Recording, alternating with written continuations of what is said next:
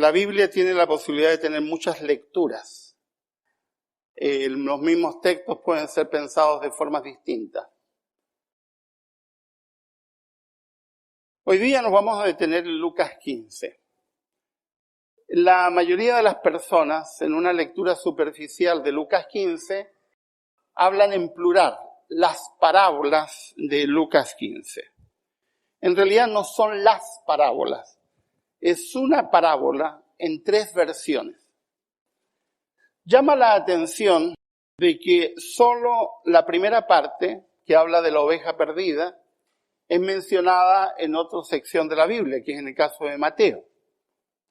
Pero las otras 2 secciones, la de la mujer y la dracma y la del padre y del hijo, solamente son mencionados por Lucas, por nadie más. Algunos comentaristas suponen que Mateo simplemente las descartó porque para la mentalidad hebrea puede parecerles ofensivo comparar a Dios con una mujer o presentar ese padre tan poco común a la mentalidad hebrea, un padre medio lastimero o un padre un poco débil, entre comillas. Y solamente se menciona en Mateo la historia de la oveja. Otra lectura errónea que hacemos de estos textos es hablar siempre de la oveja, de la moneda y del hijo, como si fueran los protagonistas, lo cual también es un error. Ni la oveja, ni la moneda, ni el hijo son los protagonistas. El protagonista es el pastor, la mujer y el padre, que en todos los casos representa a Dios. De hecho, en estudios contemporáneos de Lucas 15, algunos han llegado incluso a ver en Lucas 15 una señal o un guiño a la Trinidad, pensando en el pastor como en el Hijo, la mujer como el Espíritu Santo y el Padre como el Padre. Y algo hay. Los antiguos bizantinos, cuando pintaron por primera vez la Trinidad, pintaron siempre al Espíritu Santo como mujer, porque de alguna manera corresponde a una actitud maternal en la divinidad. Cada vez que uno lee un texto de la Escritura, debe situarlo en el contexto. Jesús no contaba historia porque Jesús no era un contador de historias. Jesús mandaba historias dirigidas a públicos específicos con características específicas. Y las características están mencionadas en los primeros versículos del capítulo 15, que normalmente pasamos por alto. Y si ustedes leen Lucas 15, dice, se acercaban a Jesús todos los publicanos y pecadores para oírle. Vamos a detenerlos un momento allí. Los publicanos sabemos quiénes son. Eran judíos, la mayoría de ellos ricos, que compraban el derecho a cobrar impuestos como una forma de robar de manera legal. A los romanos les interesaba una cierta cantidad de dinero recibir y ellos generalmente cobraban mucho más de eso. Y ellos pagaban el derecho a cobrar impuestos. Así que gente de muchos recursos, generalmente ricos, eran los publicanos. Los publicanos eran judíos y eran despreciados por los otros judíos por el trabajo que hacían. Y los pecadores, que es un eufemismo que nunca lo entendemos porque no indagamos qué pensaba un hebreo por un pecador. No se equivoquen, porque los hebreos no se consideraban a sí mismos pecadores. Pecador era toda persona que estaba enferma.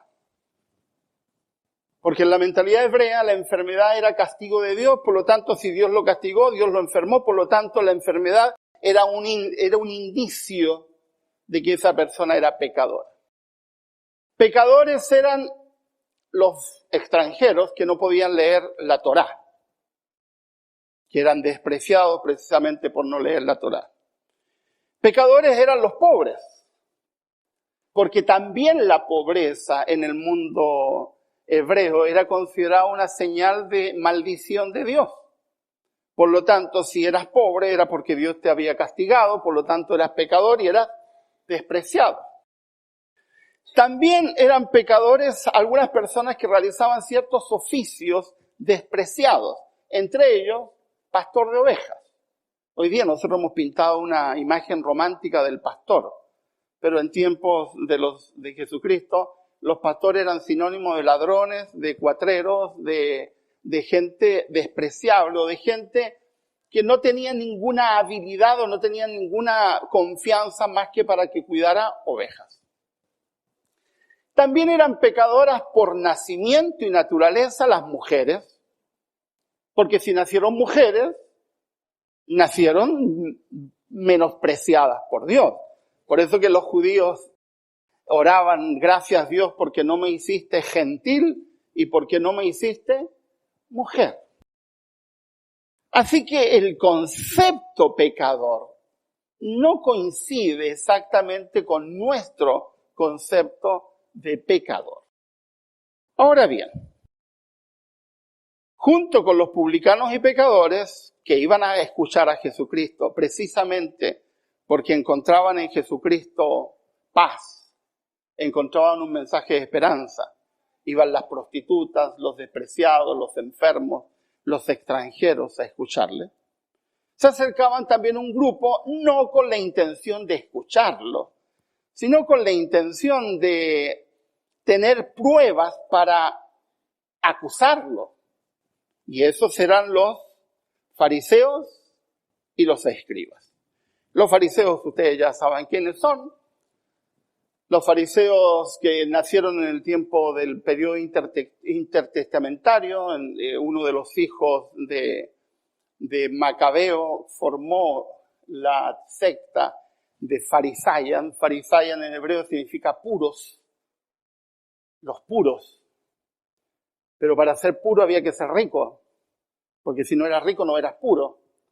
Y para ser puro tenías que ser capaz de guardar una cierta cantidad de reglas, porque si no tampoco eras puro. Así que de partida estaban descartadas una cantidad enorme de personas que no podían ser por naturaleza miembros de la secta farisea.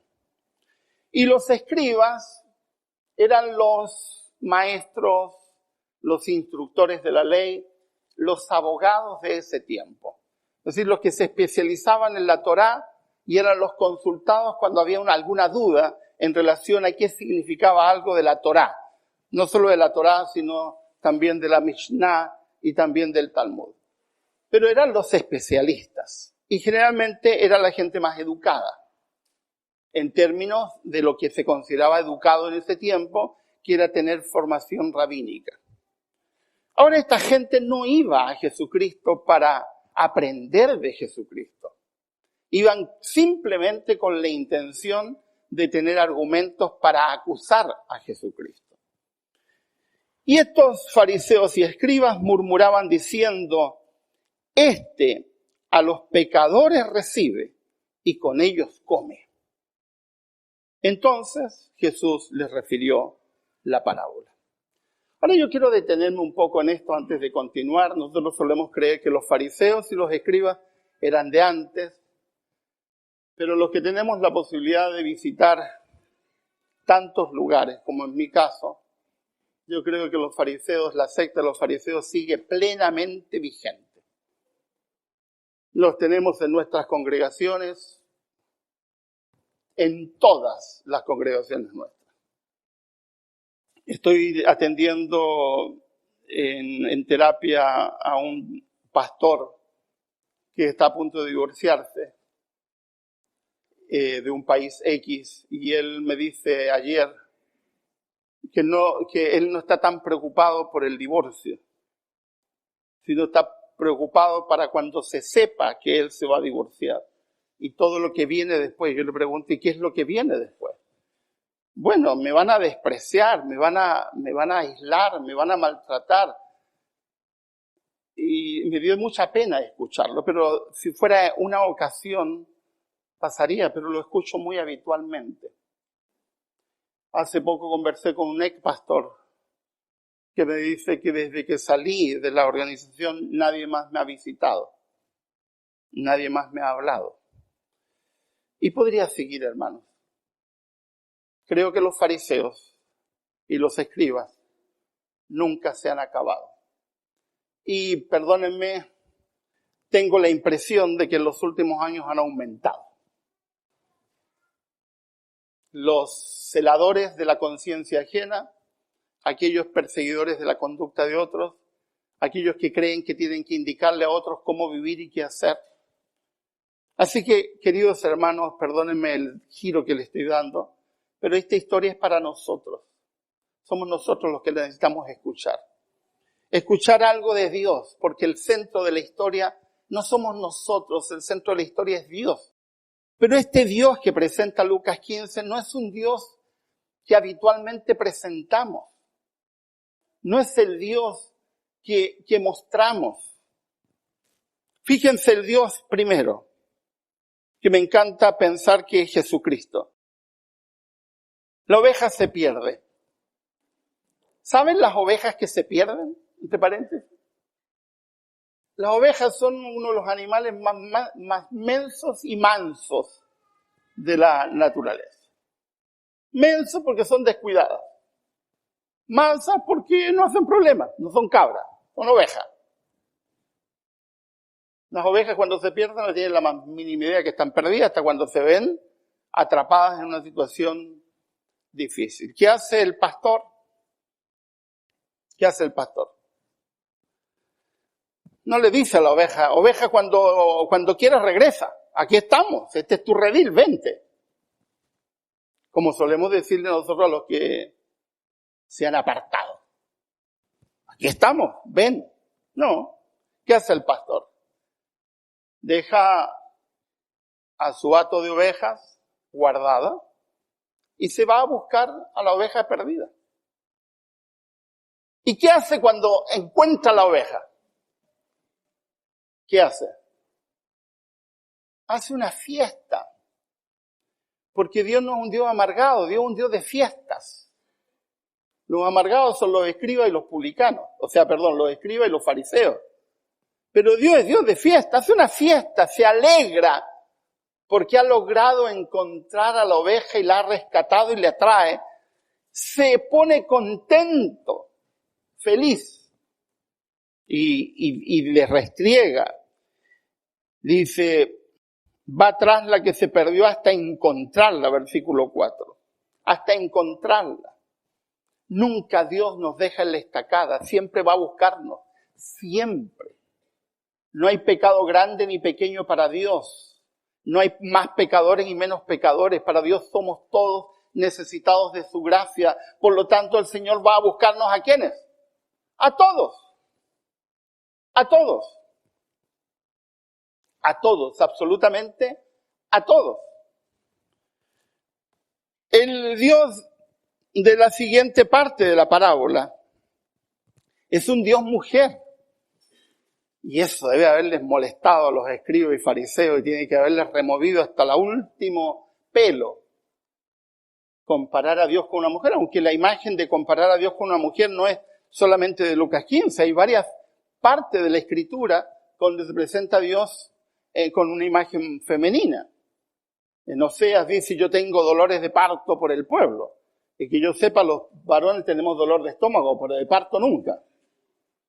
Es una imagen femenina. O en Isaías, donde dice que Dios es la madre que busca. O en Salmo, donde dice que Dios es la gallina que cuida sus polluelos debajo de sus alas, etc. Son imágenes femeninas. Nunca nos cuesta entender que son imágenes, metáforas. Así que no era extraño, pero ellos deben haberse escandalizado. Ahora, ¿dónde se pierde la moneda? La moneda no la perdió afuera, ¿la perdió dónde? Adentro, en la casa. Ahora, ustedes dirán, bueno, pero una moneda, ¿cómo no la va a encontrar en la casa? Hay que entender las casas hebreas. Las casas hebreas, no crean que las películas hablan de las casas hebreas, porque las películas, la mayoría son fantasiosas. La mayoría de las casas hebreas eran de piso de tierra. En el primer piso ponían a los animales. En el aposento alto, en el lugar alto, dormían las familias. Así que traten de encontrar una moneda en un piso de tierra. Es difícil. Ahora, no sé si se le perdió abajo, se le perdió arriba. La cuestión es que era difícil. Revolvió todo para encontrarla y al final la encontró. ¿Y qué hace cuando encuentra la moneda? Una fiesta, porque Dios es Dios de fiesta. No es fariseo ni es escriba, no es amargado, es Dios de fiesta. Hace una fiesta, celebra porque encontró. Ahora, la parte de esta parábola, y es interesante que esta parábola tiene 3 secciones porque cada sección apela a alguien distinto. Esta sección apela a aquellos que se pierden entre nosotros. Hemos perdido millones de personas en estos años. Millones, no hemos perdido miles, millones. ¿Y saben ustedes a qué grupo de gente perdemos más? A personas que van entre los 18 y los 24 años. Es decir, personas jóvenes. Yo me pregunto si nuestros jóvenes tienen lugar entre nosotros. En los centros educativos es más fácil. En otras iglesias es más difícil. Yo sigo porque me gusta mucho cómo escribe, un pastor episcopal de aquí de Puerto de Sagunto que escribe en internet cosas extraordinarias. Y él me escribía el otro día que probablemente nuestras congregaciones no están haciendo eco en las generaciones actuales porque no estamos adecuando el mensaje de la palabra para las generaciones de hoy. Y yo creo que tiene razón. Pendientes de cosas secundarias. Tenemos mucho que se nos están perdiendo entre nosotros. Entre nosotros. El evangelio ya no es eco para ellos. Y la última parte, donde presenta a un padre con características absolutamente contrarias a las características de lo que se suponía debía ser un padre en Israel.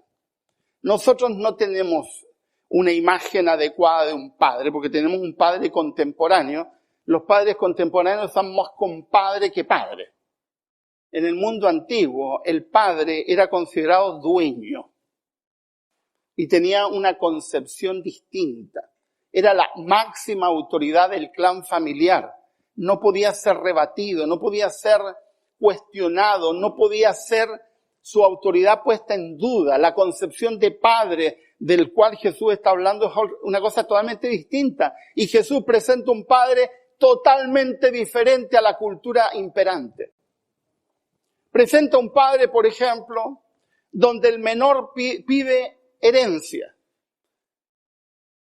Eso no tiene nada que ver con la cultura hebrea. En la cultura hebrea solo heredaba una persona. Heredaba el primer varón nacido en la familia. Y digo primer varón porque si nacían 3 mujeres y el cuarto era varón, las mujeres no heredaban, heredaba el varón. El primer varón nacido en la familia. Y ese varón reemplazaba al padre, se convertía en el patriarca, en el dueño. Y él decidía cómo administraba la herencia. Y aquí viene uno que no tiene nada que ver. El menor, y le dice, dame la parte de la herencia que me corresponde. ¿Le corresponde algo de acuerdo a la cultura? No le corresponde. Y este padre, no sé cómo lo hizo, si vendió parte de su herencia o le dio, no había banco, así que de alguna forma le dio algo. Y el hijo hizo lo que se suponía que iba a hacer. Despilfarró totalmente lo que había recibido. Cayó tan bajo y Jesús lo pone en una situación muy dramática, lo más bajo, lo más horrible para un judío. Cuidar cerdos. Y llegó a estar pero tan hundido que empezó a codiciar la comida de los cerdos. O sea, hay que estar bien, pero bien hundido para creer que el cerdo está comiendo mejor que yo. Y ahí se hace esa pregunta. Cualquier siervo en la casa de mi padre come mejor que yo. Voy a ir donde mi padre y decir, ya deja de considerarme hijo, considérame uno más de tus jornaleros. Y ustedes conocen la historia, pero hay una parte de la historia que siempre pasamos por alto. En la historia dice que el padre, viendo al hijo desde lejos, salió corriendo a su encuentro. ¿Se dan cuenta lo que eso significa? No es casual que Jesús lo mencione. En primer lugar, en el mundo de la etiqueta hebrea, se consideraba absolutamente impropio que un adulto corriera. Eso era mal visto. Y menos correr a los brazos de un sinvergüenza. Y el hombre salió corriendo. Y si salió corriendo es porque lo estaba esperando. Porque de alguna manera todos los días debe haber salido a mirar a la puerta o sentarse o ver, no tengo idea cómo, pero estaba a la espera de ese hijo. Y el hijo venía con el discursito preparado, pero no alcanza a completar el discurso, y antes que termine el discurso dijo, tráiganle ropa, cámbienle la ropa, se sacó el anillo, le dio el anillo, y vamos a hacer, ¿qué cosa? Una fiesta, porque Dios nos ha amargado. Una fiesta. Una fiesta. Y luego llega el amargado. Y el amargado pasa siempre como pasa con el hijo mayor. Que en vez de entrar a la fiesta se queda rumiando afuera. ¿Y por qué se queda rumiando afuera? Porque no es capaz de entender la gracia. Y le dice el padre, pero hijo, tu hermano estaba muerto y ahora ha revivido. Ven a la fiesta. No, papá, ¿cómo se te ocurre? Nunca me has dado un cabrito. Y el padre dice, pero ¿cómo te va a dar si todo lo que tengo es tuyo? Y en vez de entrar a la fiesta se queda ¿dónde? Afuera. Porque eso hacen los escribas y los fariseos, se quedan afuera. No gozan la gracia, no entienden la gracia. No saben qué es la gracia, lo cual es lamentable. Y ahí termina la historia. Jesús presenta a Dios con la característica esencial de Dios. ¿Quién es Dios? Dios no es un carnicero. Y digo esto porque hace muchos años escuché una historia contada por el pastor Bacigalupi, uno de los pioneros pastores en Chile, hermano de un rico, y su hermano rico le pagó un tour personal a Israel. Y él fue fascinado a Israel con traductor y con un tour personal, y de pronto ve a un hombre golpeando a un hato de ovejas y maltratándolas y gritándoles y pegándoles. Y él se enfadó y pidió que aparcaran el vehículo y se bajó del vehículo y le pidió al traductor que le tradujera y le dice, ¿qué está haciendo? Me está echando a perder la imagen que yo tengo de un pastor. Los pastores no hacen eso con las ovejas. Y mientras el traductor iba traduciendo, el hombre se iba riendo y después se reía a carcajada. Y el pastor Bacigalupi le dice, ¿pero por qué se ríe? Le dice, porque yo no soy el pastor, yo soy el carnicero. ¿Qué somos nosotros? ¿Cuál es nuestra función? Hace algunas semanas atrás hablé con un joven homosexual y le dije, ¿por qué ya no asiste a la iglesia? Le digo, ¿por qué ya no asiste? ¿Por qué no? Dice, el día que se enteren, se acabó mi vida en la iglesia. Perdónenme, hermano, pero a mí me resulta tremendamente chocante escuchar algo así. Porque la iglesia no es para reunión de santos, es para recibir a pecadores que necesitan la gracia del Señor, que ameritan la gracia del Señor, que están deseosos de encontrar la gracia del Señor. La iglesia no es un museo de santos, donde venimos a mirarnos unos a otros para decir cuál de nosotros es mejor que otro. Eso no es la iglesia. Eso es una congregación de fariseos y escribas. La iglesia real es la que ha entendido la gracia. A ese Dios que deja todas las ovejas y va a buscar a la que se ha perdido.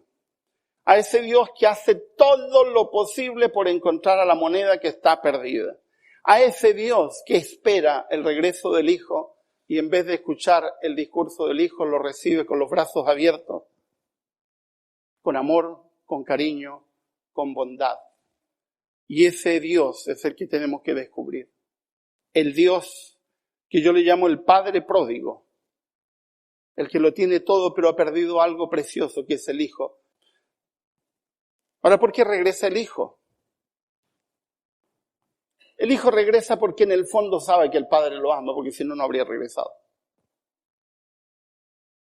Cuando la Iglesia no entienda ese mensaje y presentamos a un Dios de escribas y fariseos, entonces la Iglesia ha perdido el rumbo. Y mi llamado final es, hermanos, necesitamos redescubrir a Dios. Al Dios de la gracia, no al Dios de la condena que hemos presentado. Es terrible que gente tenga miedo de que lo que otras personas vayan a pensar. ¿Entendemos al Dios de la gracia? ¿Entendemos al Dios de la gracia? ¿Se han preguntado ustedes por qué tenemos tan pocas prostitutas dentro de nosotros? Tan pocos jóvenes drogadictos, tan pocos jóvenes que han estado en la cárcel, que una vez que salen de la cárcel no vienen a las iglesias, aunque cuando están en la cárcel nos escuchan, pero no vienen después a las iglesias. A mí me inquieta, no solo como pastor, me inquieta porque el Dios que presenta la Escritura es otro Dios, no el que culturalmente hemos construido. Dios no está preocupado por la imagen de la iglesia, es lo que menos le interesa a Dios. Dios no está preocupado por qué mostramos, porque eso no le interesa a Dios. Alguien me decía hace poco, en virtud de alguien que ha tenido muchos problemas matrimoniales, y me decía, pero es que, ¿qué va a pensar la gente? ¿Qué tiene que pensar la gente? Que en esta iglesia rescatamos a todos los que se equivocan y los abrazamos y los amamos porque hemos entendido el poder y hemos entendido la gracia, porque para eso estamos, para recibir al pecador, no para acusar al pecador. Porque suficiente acusación tiene el pecador consigo mismo. Porque no existe pecador que no tenga conciencia de su pecado. Aunque en algún momento nos engañe creyendo que no, todo el mundo sabe en qué está fallando. ¿Quién es Dios? Dios es Dios de amor. También dice la Biblia que es un Dios de justicia, pero no tiene nada que ver con nuestra justicia. Porque lo que nosotros llamamos justicia generalmente es ser justiciero. Y eso no tiene nada que ver con la justicia. La justicia de Dios es una justicia de gracia. Es una justicia donde Dios cubre nuestro pecado. La Biblia dice que Dios toma nuestros pecados, ¿de dónde los tira?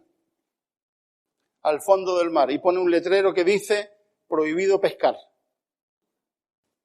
Claro, porque Dios tiró el pecado y se olvidó. Pero nosotros vivimos diciendo, pero hace años ese hermano tuvo un problema. Es decir, nunca tiramos el pecado. Y nos quedamos amarrados al pecado. Este Dios de amor es el Dios que necesitamos rescatar. Si rescatamos a este Dios de amor, entonces sí estaremos entendiendo cuál es la gracia y cuál es la función de la iglesia, que es recibir a los pecadores, abrazar a los pecadores, amar a los pecadores, entre los cuales somos los primeros. Porque el que dice que no tiene pecado es el que más pecado tiene porque lo ha escondido. Que Dios nos bendiga, que el Señor nos acompañe, que su gracia esté con nosotros, para que seamos capaces de entender al Dios de la gracia.